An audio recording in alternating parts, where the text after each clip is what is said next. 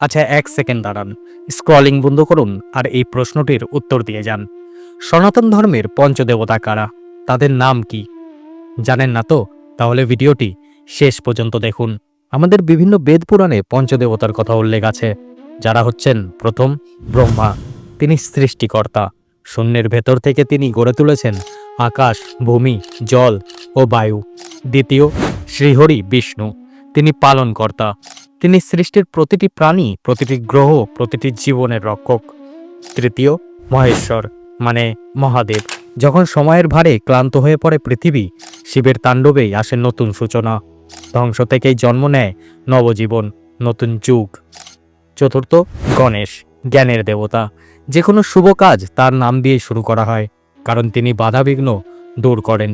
এবং পঞ্চম, সূর্যদেব, যার আলোর স্পন্দন ছাড়া পৃথিবীর একটি জীবনও অসম্ভব। তিনি জীবন, তিনি শক্তি। তো বন্ধুরা, এনারাই হলেন সনাতন ধর্মের পঞ্চদেবতা।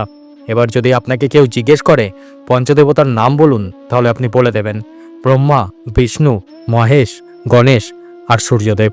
হর হর মহাদেব। জয় শিব শম্ভু।